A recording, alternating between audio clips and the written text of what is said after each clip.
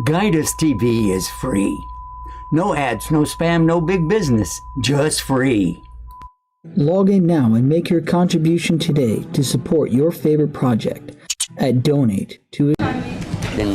That's right, we're right across the river from Palestine. As a matter of fact, here in Aqaba, the new moon, the Hilal, has been sighted for the month of Shawwal. When the adhan is called, it doesn't matter where you are. You go and you make your salah, alhamdulillah. Now, I think this is something that inshallah ta'ala will all be able to benefit from.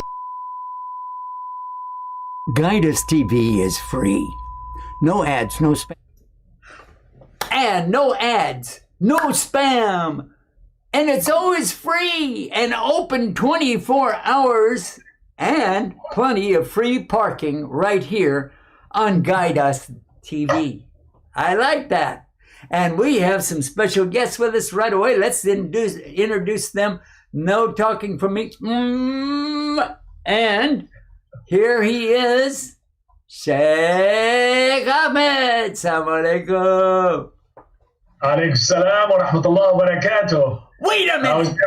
Where is your cap? I thought you were like a big sheikh, but now you're what is this? What happened? Oh my God. Oh, everybody knows that sheikhs always have to have a hat. Oh, wait, if you're not going to wear one, I'm not going to wear one. There. And how about Brother Richard? He doesn't have a hat too. None of us have a hat, huh? Oh, let's introduce Richard. Richard! Walaikum salam rahmatullahi wa barakatuh. MashaAllah. No cap? Wow. Well, no. Do we have Sister Kim with us tonight? Yes. We do, but I'm not wearing a hat either. Oh, no! You can't come on our show, sister, if you're not properly dressed. Oh, wait a minute. We can't see you anyway.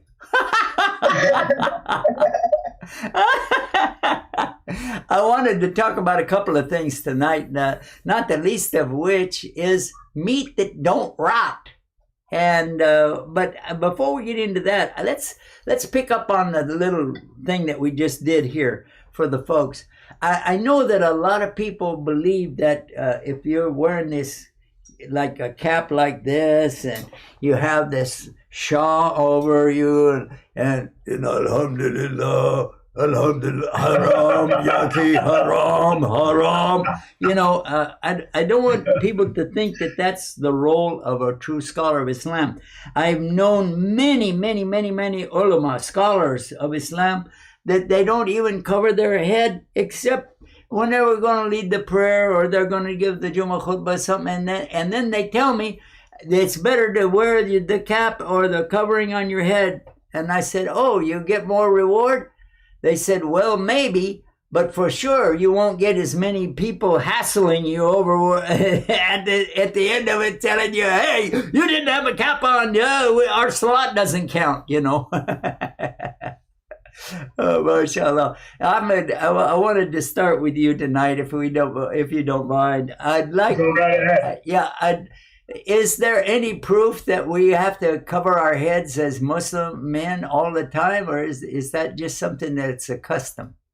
As far as I know, it's custom, and again, Allahu Alam, but a lot of people, they do not wear hats.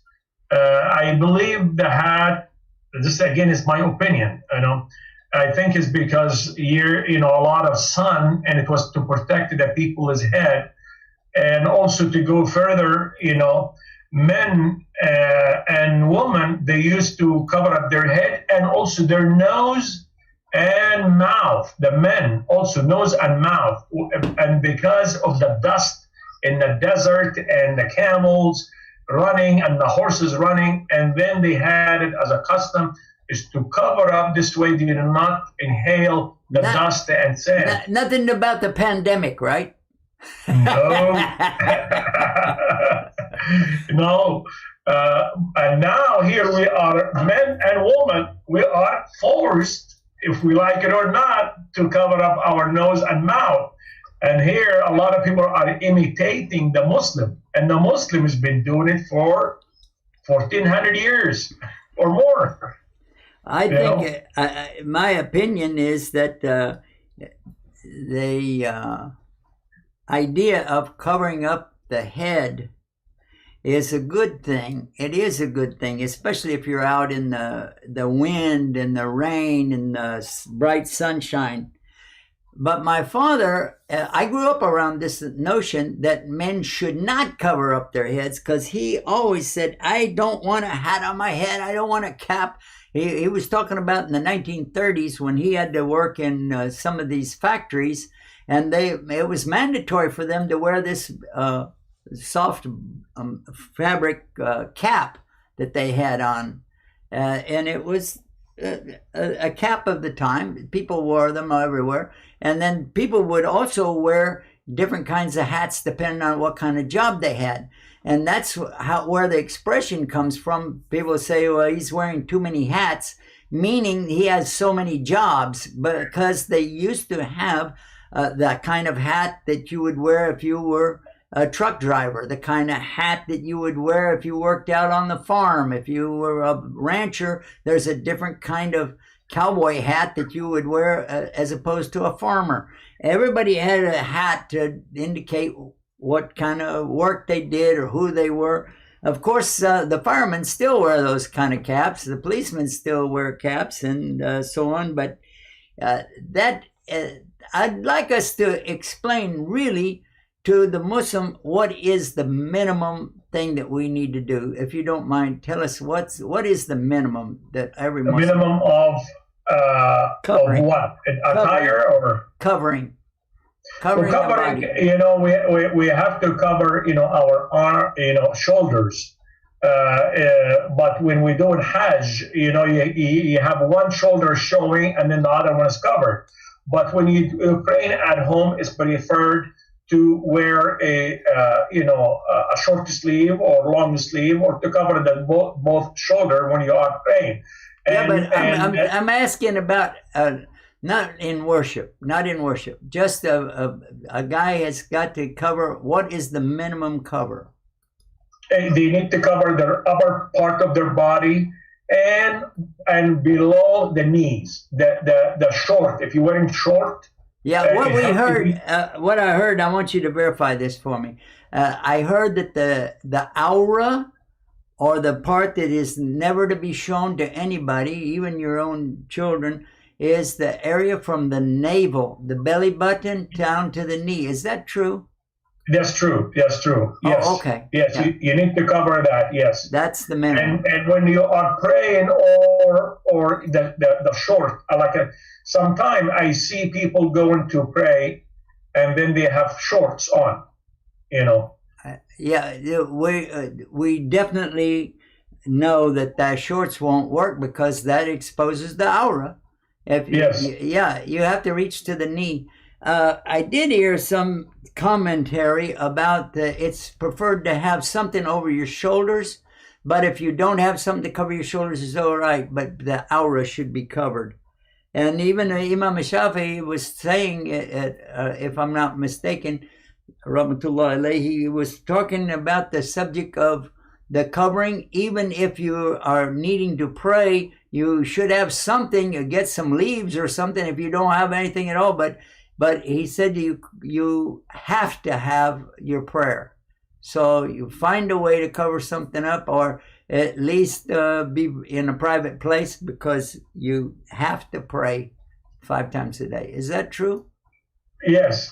But, you know, like if you are out of a forest or stuff, there is a lot of leaves like that, and then you could cover up yourself with leaves. Yeah, but if you're in the desert, I don't want to try to cover up myself with sand. I can't pray very good if I'm buried in sand. The desert, and then you're in deep trouble. Yeah.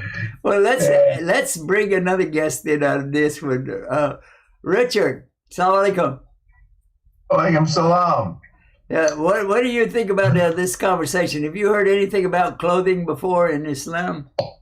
Well, at the beginning, I did Shahada 2.5 years ago, and that was in June. So I was starting to go to the masjid for prayer and for Jummah during June, July, August when it was warm.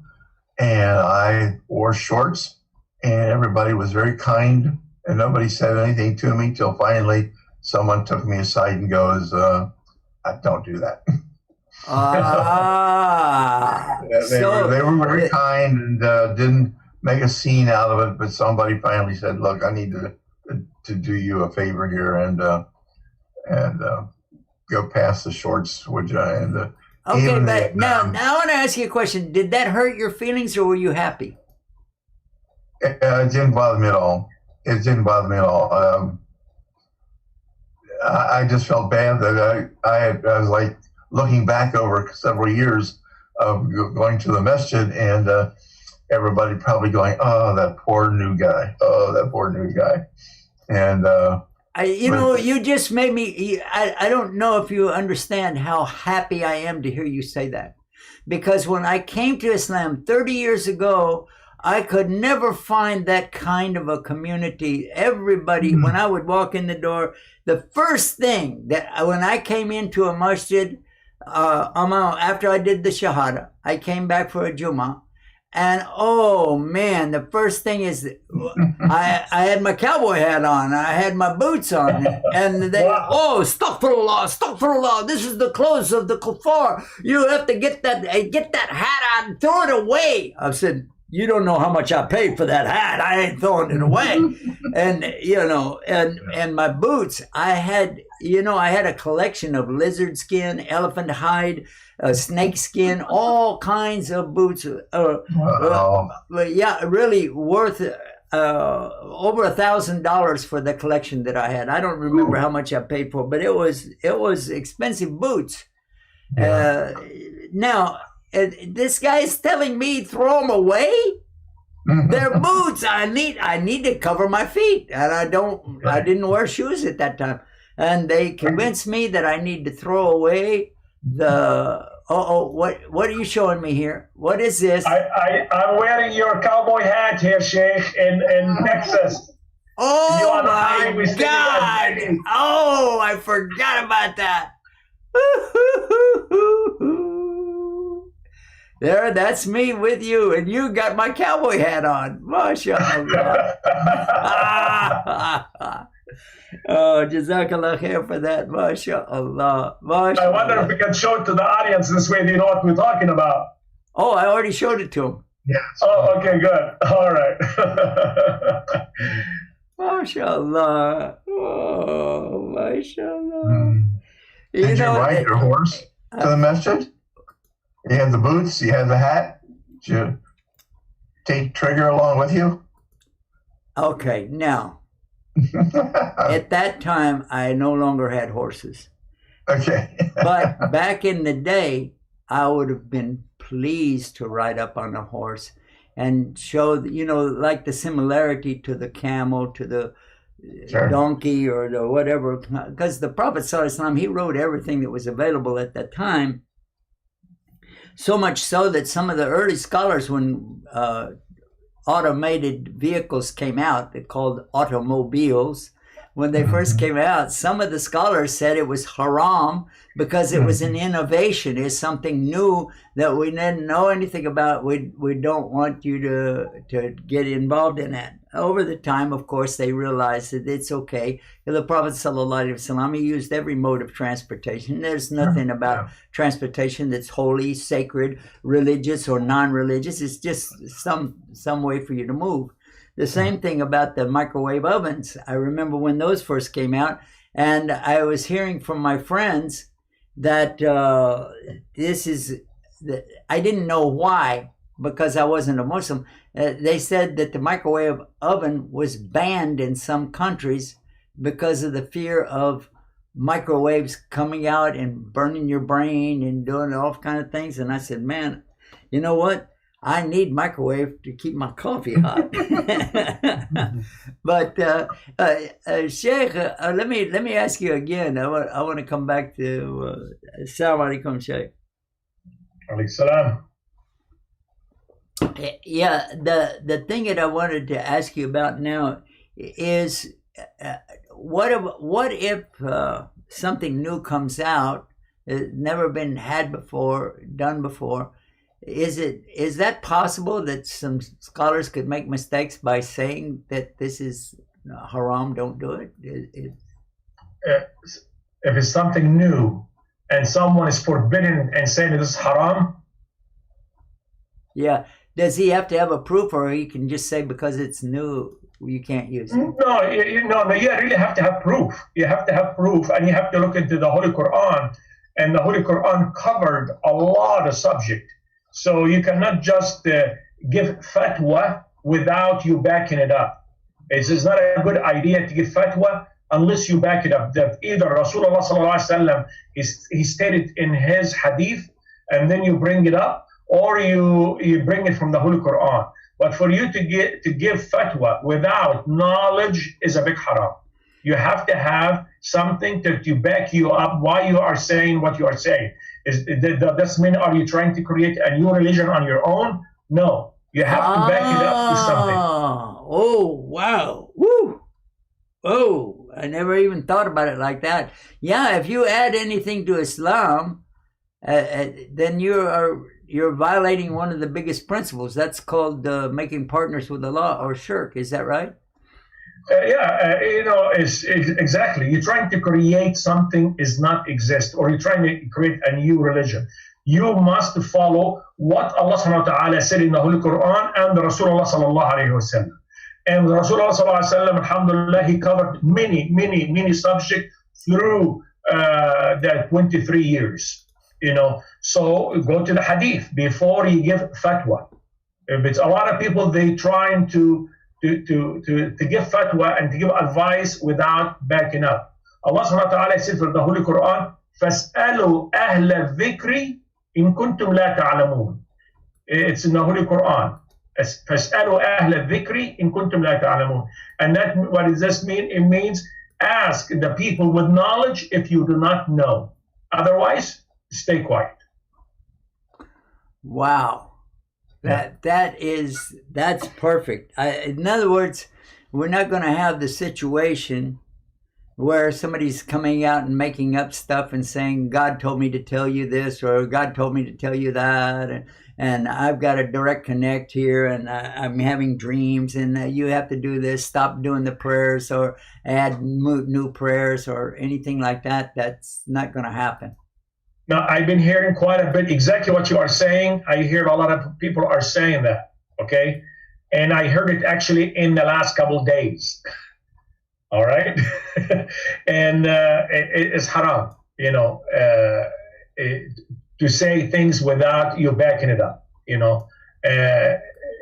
the Rasul back then, when they used to have a dream, their dream usually come true. The dream of the Rasul, they used to come true, just like Sayyidina Yusuf alayhi salam. إني رأيت الشمس إني رأيت بسم الله الرحمن الرحيم في سورة Yusuf, when he saw the moon and the sun and the star, prostrating for him.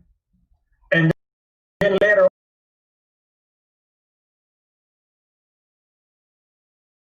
on, the end of the story, yes, it was his mother and his father and his sibling. They were prostrating for him out of respect, but not as of worship. And the dream came through. I think, you know what? Now, you brought up a good subject, that when somebody does something, then it really is important what the intention is, because of a prophet prostrating, because if, as far as I know, all of the brothers of, in other words, all the children of Israel were prophets. Is that right? His 12 sons? No, they were not prophets. The 11, they were not prophets. Only the father and also Sayyidina Yusuf. But the other 11, they were not prophets. Okay. But even yes. If his father is going to make prostration or sajda to his own son, that would be weird, right? No, but see, it's out of respect. Yeah, that's my point. Yeah, it's not worshiping. We don't want anyone to translate that. No, it was out of respect. Like, for example, in Japan, they bow and they bend their head back, forward to show, respect.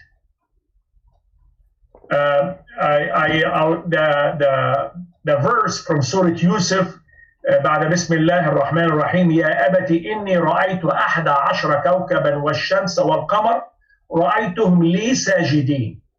And then that's what he was telling his father. He told his father, I saw in my dream that 11 kawkab, which is those stars, and the shams and the qamar prostrating for me. And then he told him, do not reveal this to your brother and sisters, therefore that there can be jealousy between them. Hasad, right?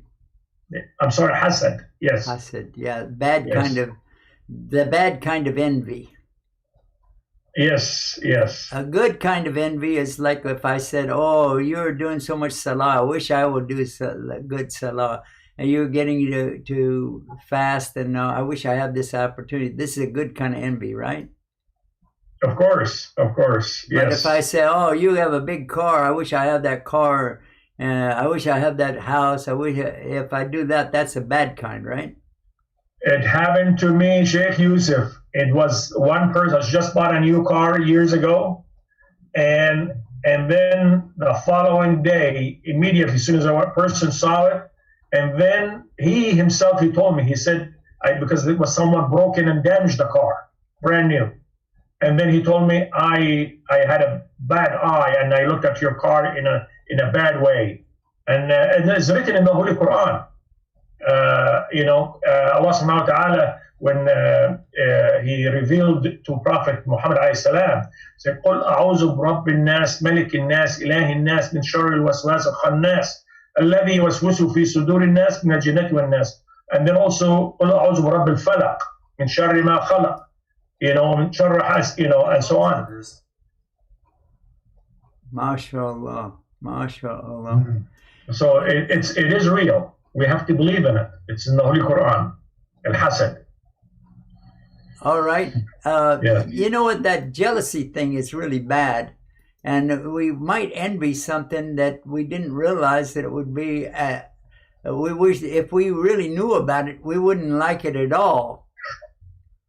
But unfortunately, we usually assume everything is whatever anybody has that we don't have, then it must be good. And I don't know why we do that, but this guy's got this or that, and he has so and so, so it must be a good thing. I wish I have it. Go ahead. What we should say, Ma sha Allah, tabarak Allah, to keep the bad eye from the person himself. Ma sha Allah, tabarak Allah, may Allah bless.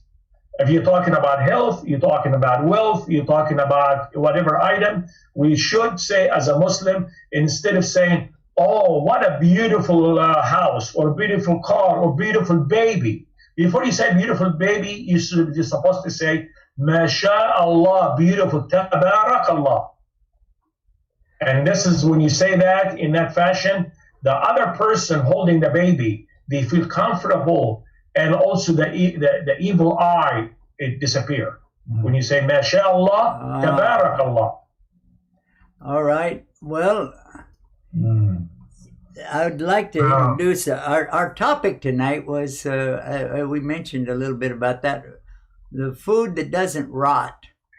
And I couldn't think of anything. Most of the food that I eat, if you don't eat it right away within a few days, it starts going bad and you throw it out.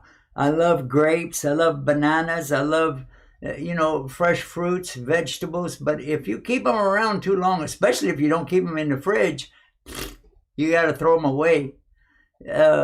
Richard, is that the experience that you've had? Yeah, so absolutely. I have to make one back comment, though.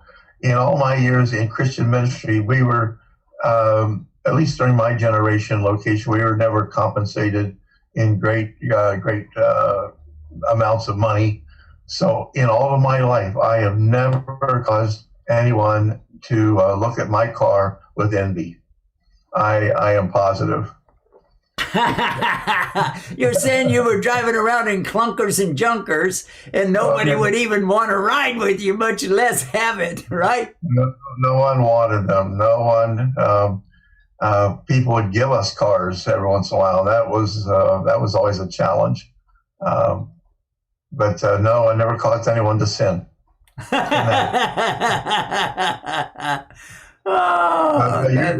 right on the food thing. Food spoils quickly. The good stuff. I'm with you on bananas and grapes. Right. But to you, they go quick. They're almost turning brown from the market to your home. I learned something from Surah Yusuf regarding that. I'm going to give you a little bit here and there. Let's do this. I had something planned right now, and then we're going to go to a break. So I want you to do that, but I want to hold it till we get back, guys. I want to show you something. I found something on the internet that says in 1999, a guy from Utah bought a burger. All right, he bought a burger from a fast food place. He kept it for 14 years, and then it looked exactly the same as when he bought it. This is a video I found on the internet. I'm going to play it for you. It's a couple minutes long, and then we'll go to a break, and then that way you can get yourself together, get all your friends together and everything, and start asking questions, because we're going to put up the phone number, and we'll get you to call us after the break. But take a look at this. I want you to hear this thing right here. Let's start it up. Right, often looking exactly the same for 5 years, but not for the reasons you might expect. In case you don't know, McDonald's burger known to survive for several months without changing in appearance, whilst other burgers rot into a moldy mess. However, the reactions have been expressed in controversy, and for good reasons. First, rotting into a moldy mess is natural, and second, no matter how many preservatives are in those things, if you go to McDonald's for healthy foods and you aren't joking, you need severe help. So why don't McDonald's burgers get moldy?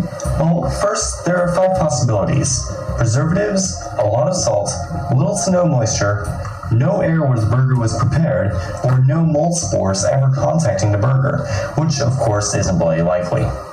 The burger was cooked where there is air, and mold is all around you no matter what. However, they were cooked, which would of course kill the mold, but only at first. See, the thing with microbes though is that they go by the saying, there's more where that came from, so they would quickly come back. Believe it or not, McDonald's buns aren't that different from buns you can buy at the store, and the patties, at least they claim to be 100% real beef. So there aren't any preservatives, or not at least any McDonald's will reveal. They could be made out of actual food though. Restaurant chain chef J. Kenji Lopez Alt, also the managing director of the blog Serious Eats, decided to put the McDonald's burger to the test by comparing one to 9 burgers he had made in his kitchen. He set them out in open air, never directly touching them with his hands. A different combination for each of the burgers was used by mixing and matching McDonald's burgers with homemade patties and buns. He came back 3 weeks later to discover that the McDonald's burgers had lost a quarter of their mass, indicating that they had dried out long before they could ever rot. McDonald's burgers used thin patties with a lot of surface area. The key was in the moisture levels. In fact, a McDonald's burger left in a plastic bag will rot in a week. This is the exact same principle of beef jerky. This by no means implies that you should eat McDonald's food. Their drinks far exceed the World Health Organization's recommendation of 25 grams of sugar a day. A large chocolate shake from McDonald's contains 120 grams. Many burgers and wraps contain half the recommended daily sodium levels, while medium fries make up a quarter of the fat. So don't eat at McDonald's every day.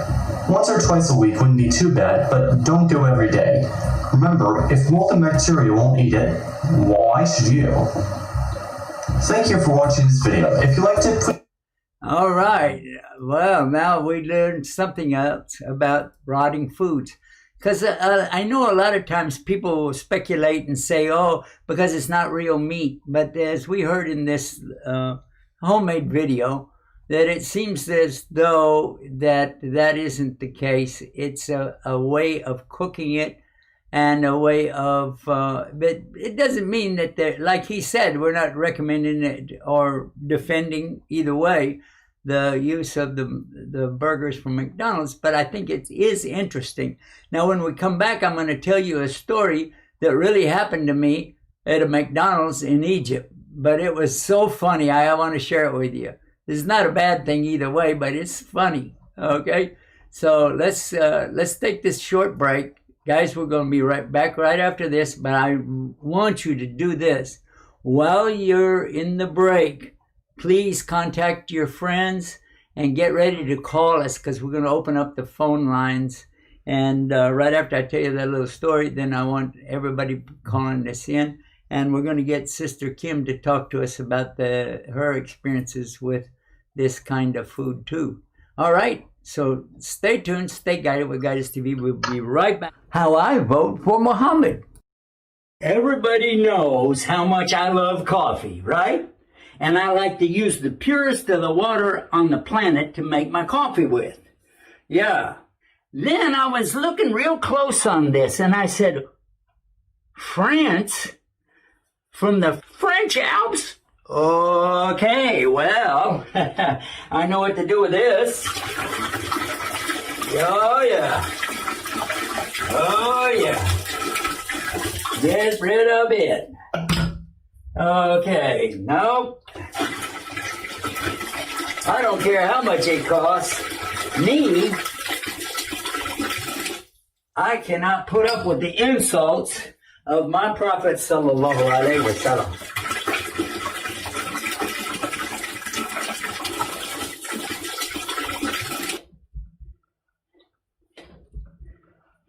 So this is what I'm going to be using in my coffee. And by the way, Muhammad wins my vote. What about yours? Share now so others can see how to vote. How I vote for Muhammad.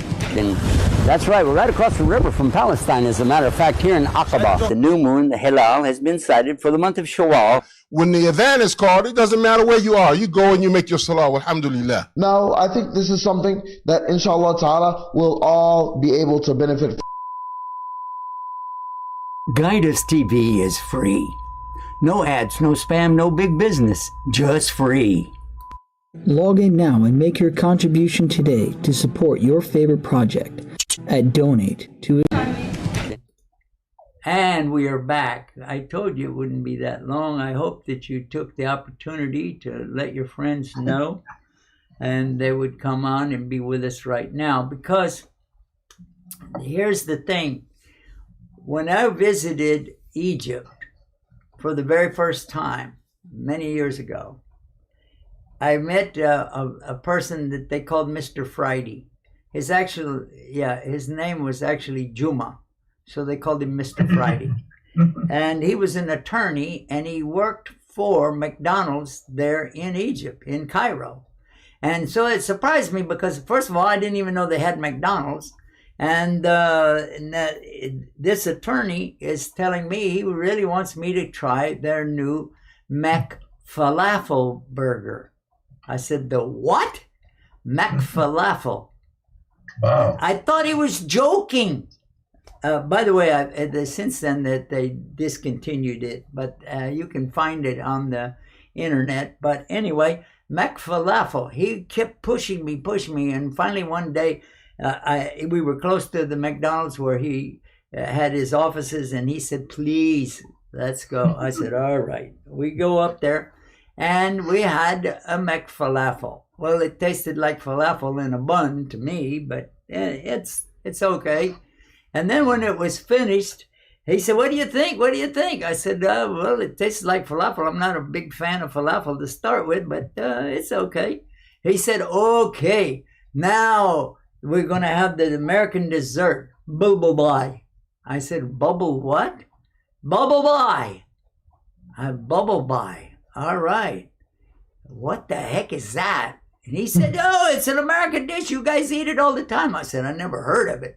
So he walks up to the guy and he says, in Arabic, he was telling him two orders of and then he said, I thought he was talking Arabic. He said, bubble bye. And when the guy said, okay, 2 orders coming up, and then he served it, and I said, this really looks like apple pie, because they don't have the P in Arabic, so they pronounce everything.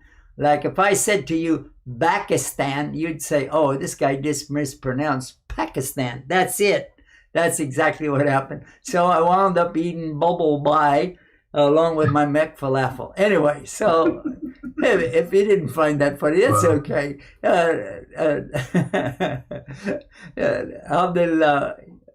Go ahead, Sheikh. We're back with you. Go ahead. Yeah, what you were saying about the food, how to preserve food, that reminds me when I was preparing khutbah about Sayyidina Yusuf, and he was teaching people how to preserve food, and they were all agree as to when like he was talking about the olive, and I'm sure this is also applied to the grapes.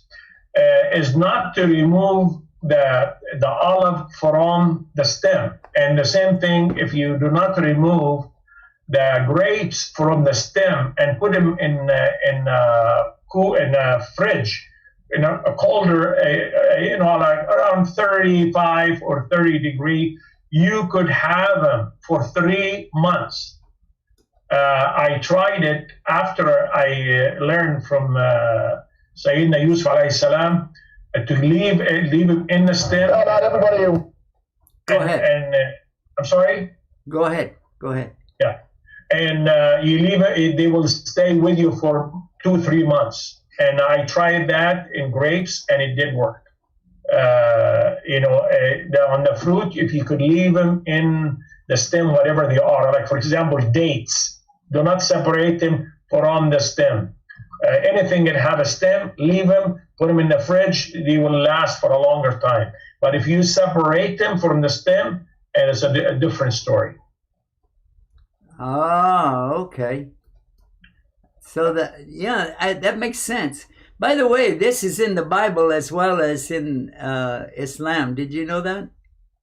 No, I was not aware of that. Yeah, for all of our non-Muslims who are viewing this right now, especially the Christians, I would like to encourage you that in the book of Genesis, you can find the story of Sayyidina Yusuf. And by the way, that just is a beautiful title that we put in front of it. That's not part of his name, but the Prophet Yusuf, alayhi salam, peace be upon him, he did many amazing things, but you can find in Islam, especially in the Quran, a much more in-depth understanding of exactly what took place, because everything we rely on in the Bible is always, as everybody knows, these are translations. They are not the original. These were translations upon translations over and over, people trying their best to maintain, some people intentionally trying to put stuff in, then they take it out. But the Quran is the last direct revelation from Almighty God. And there's no versions of the Quran. I was talking to a lady today. She was very surprised to learn that there's no versions of the Quran. She had misunderstood. She was talking about the translations, and she said that she was told there's no versions in the translations. And I said, no, there are plenty of versions of the translations. And in fact, I have some on my desk, several. And then I think just in the English alone, there's at least a couple of dozen famous translations, and they're not all the same, but the original of the Quran is always the same. And with that, let's go back to Sister Kim. We talked to her in the beginning. Sister Kim, you still with us? Yes, I am. MashaAllah. Sister, I wanted to talk to you about that food business, because as a sister, I'm sure you're very familiar with the kitchen and food and things like that. Did you heard what we were talking about, right? Oh, I heard what you were talking about, but I don't know about my skill in the kitchen. I'm good at making frozen waffles.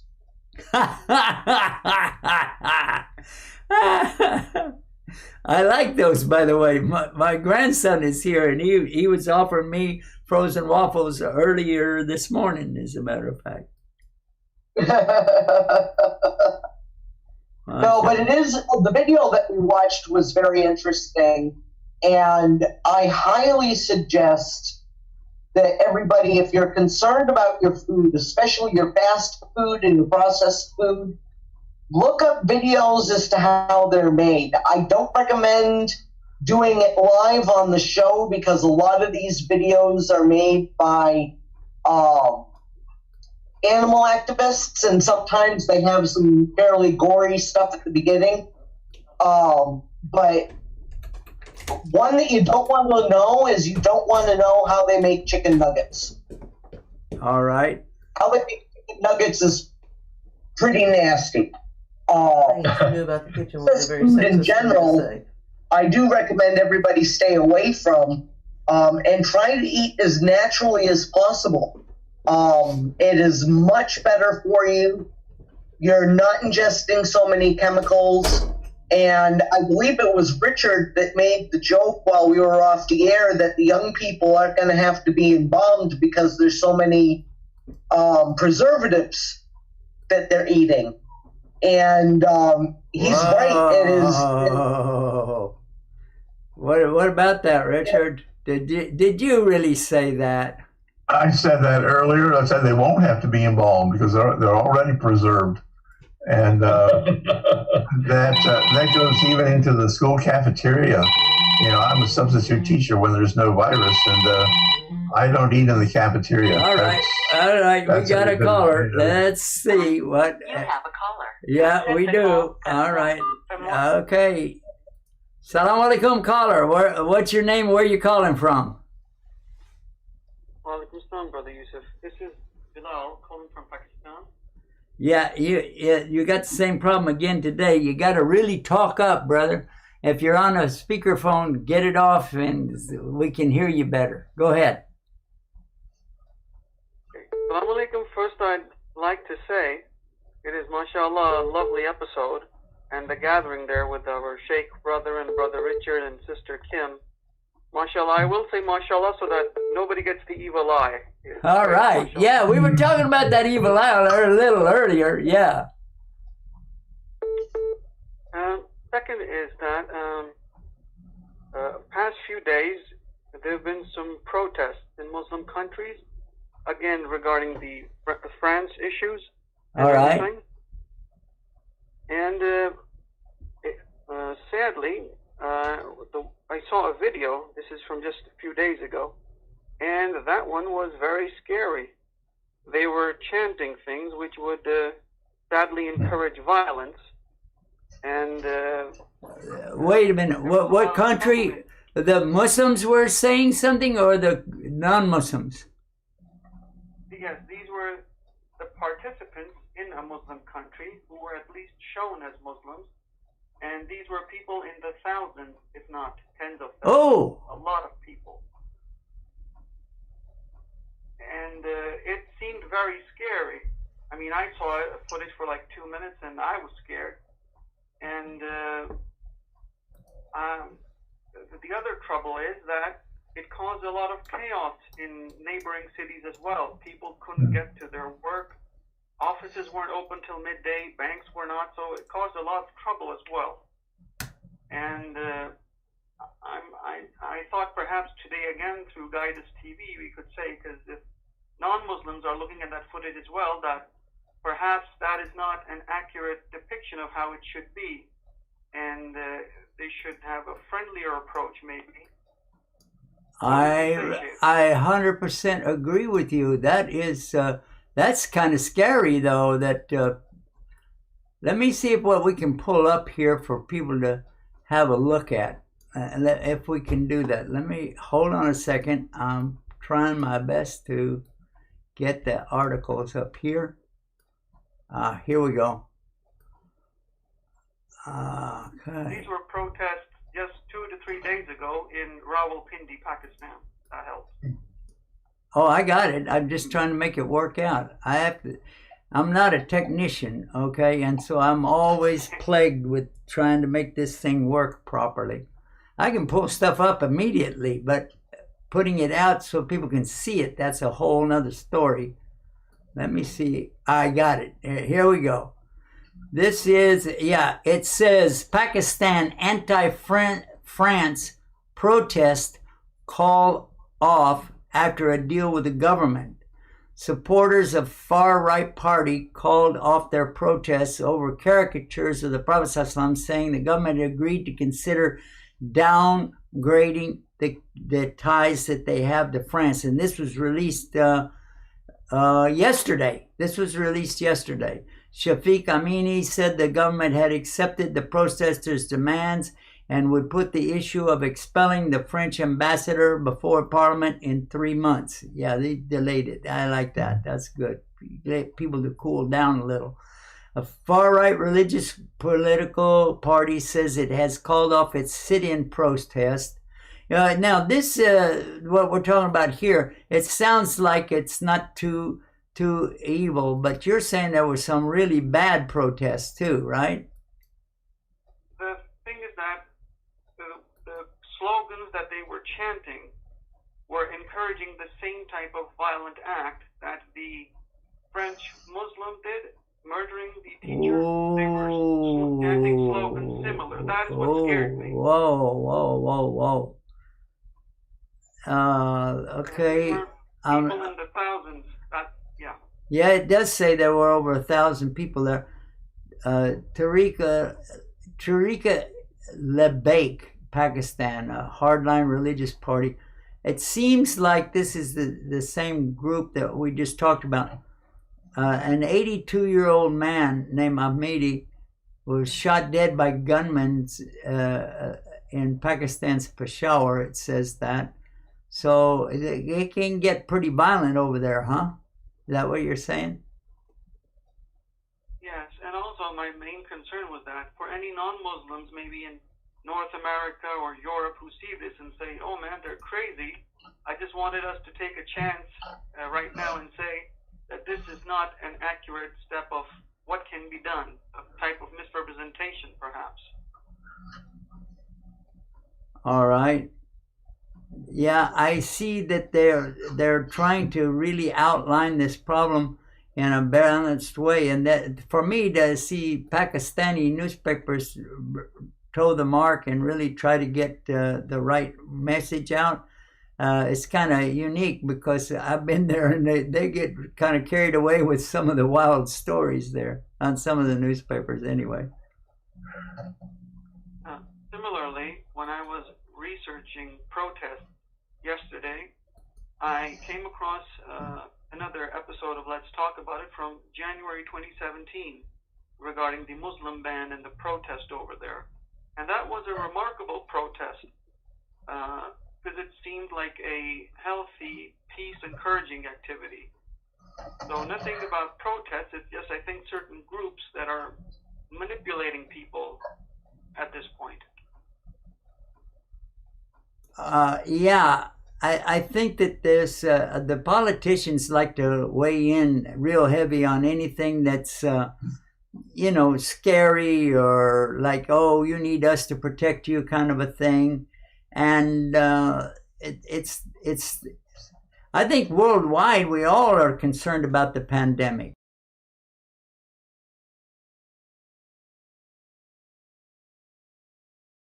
And worldwide, we're all concerned looking for a vaccine. For instance, when we got the Muslims, the man and his wife who developed the vaccine, it's going to be distributed very soon by, I think it's, well, I don't say what company because that sounds like promoting a brand. But anyway, we posted this up, and right away I figured that because we always have at least tens of thousands of visitors within a 24-hour period.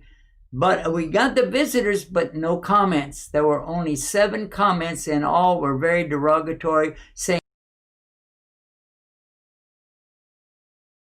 bad things about the Muslim couple and saying bad things about the company and trying to make it look like that this vaccine wasn't going to work. So when I checked them out, I clicked on the names of the people, whoever it was, and when I went to their page on the Facebook or YouTube or whatever, there's nothing there. It's like a page that just somebody opened it just long enough to go and say something bad against something that we saw as good. I thought it was a good idea that all the world would know that Muslims were working on the vaccine and helped along the way, and some of what they developed is actually benefiting us.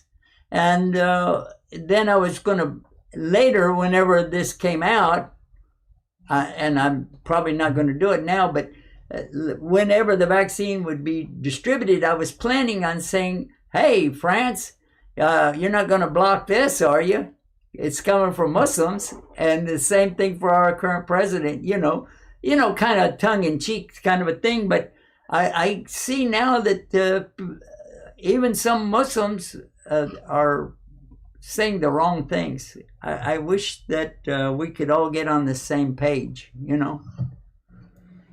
But anyway, thank you for calling in. Bilal, right? Is that your name? Yes. All right, Bilal, thank you so much for calling in and giving us that update. Thank you very much. Thank you so much. Barakallah feek. All right. I want to come back now to brother. Yeah, thank you, brother. I want to come back now to Imam Brother Ahmed. Yeah. Just call him brother. Okay, all right. You got me. You're right. Brother Ahmed. Okay. Yeah, so you where were we telling were. us. Go ahead. Yeah, you were telling us about the food. About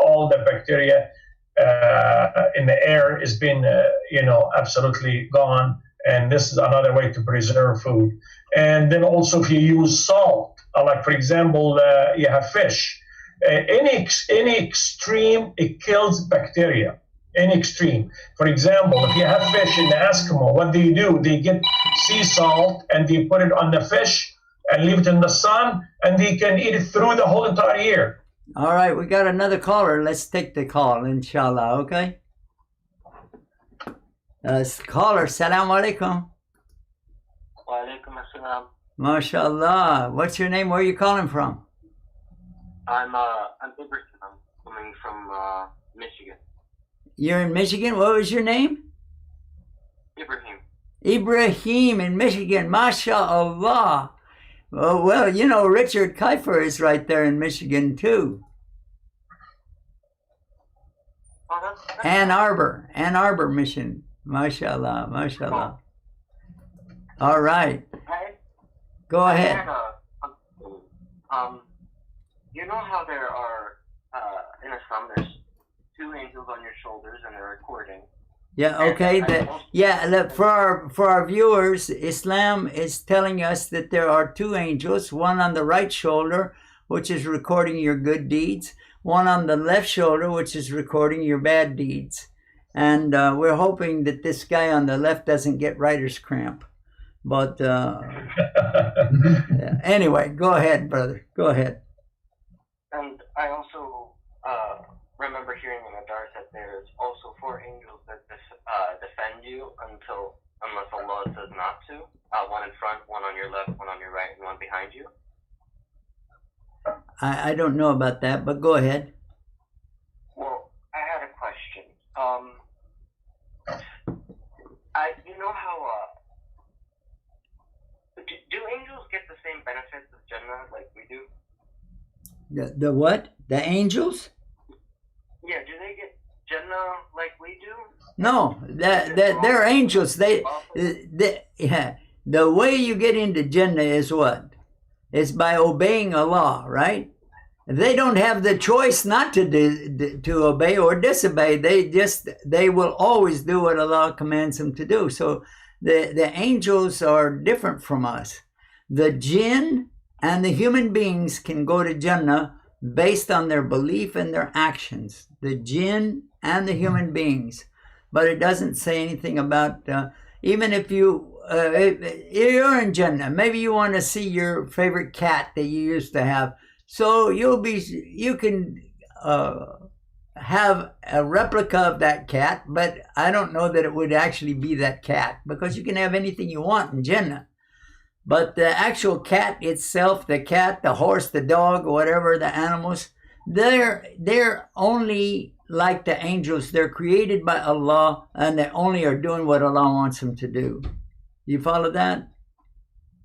Yes, but another question on to this. I wanted to ask because I a long time ago used to make dua for the angels on my shoulders that they could also go to heaven with me. No, you were trying to con them, right? You're just like, hey, I'll make dua for you if you don't write anything bad.